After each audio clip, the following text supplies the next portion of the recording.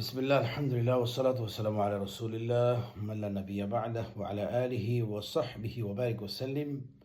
আজকে আমরা কথা বলবো নবজাতকের জন্মগ্রহণের পর তার কানে আজান দেওয়া প্রসঙ্গে। রাসূলুল্লাহ সাল্লাল্লাহু আলাইহি ওয়াসাল্লাম স্পষ্ট হাদিস, যে হাদিসটি হযরত আবু রাফি রাদিয়াল্লাহু তাআলা আনহু।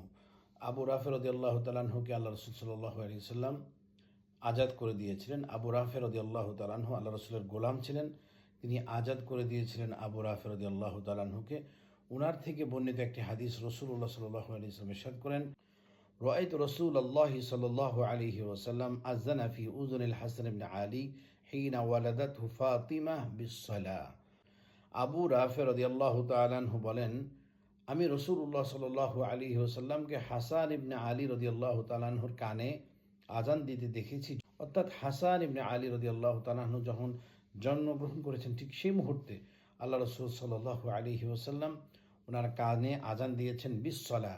যেভাবে নামাজের আজান দেওয়া হয় ঠিক সেভাবেই তিনি আজান দিয়েছেন। বর্তমানে আমাদের অনেক হসপিটালে, বিশেষ করে আধুনিক যে সমস্ত হসপিটালগুলো আছে, অত্যাধুনিক হসপিটালগুলোতে এই আজান দেওয়ার ব্যাপারে উৎসাহিত করা হয়।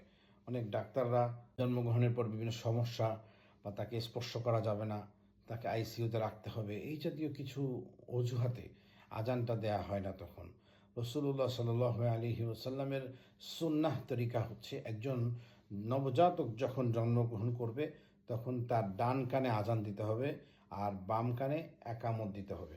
অনেকে এই বিষয়টা আমরা জানি না। অনেকে শিশুর জায়গায় থাকে, এমনিতে মনে করেন ওয়ার্ডে আছে অথবা কেবিনে আছে বাচ্চা, আপনি বারান্দায় আজান দিলেন, এমনটা নয়।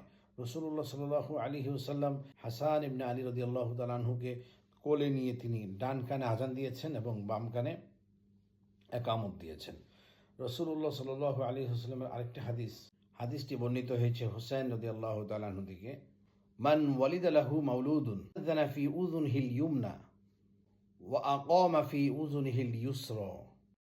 রাসূলুল্লাহ সাল্লাল্লাহু আলাইহি ওয়াসাল্লাম এই হাদিসের মধ্যে বলছেন, নবজাতকের ডান কানে যদি আজান দেওয়া হয় এবং বাম কানে যদি একামত দেওয়া হয়, তাহলে উম্মুস সিবিয়ান তাকে স্পর্শ করতে পারবে না। একটা নারী শয়তানের নাম হচ্ছে উম্মুস সিবিয়ান। রাসূলুল্লাহ সাল্লাল্লাহু আলাইহি ওয়াসাল্লাম এই হাদিসের মাধ্যমে আমাদেরকে বোঝাচ্ছেন যে কোনো নবজাতকের ডান কানে যদি আজান দেওয়া হয় এবং বাম কানে যদি একামত দেওয়া হয়, তাহলে তাকে উম্মুস সিবিয়ান স্পর্শ করতে পারবে না, ধোকায় ফেলতে পারবে না, অর্থাৎ তার মনে বসবসা দিতে পারবে না। প্রিয় ভাইরা, এই জন্য যাদের বাচ্চা হবে, নবজাতক যারই হোক না কেন, জন্মগ্রহণ করবে, তখন সাথে সাথে বা তার কিছুক্ষণের মধ্যে, অল্প কিছুক্ষণের মধ্যে যখন তাকে সামান্য কোলে নেওয়ার একটা অবস্থা সৃষ্টি হবে, তখন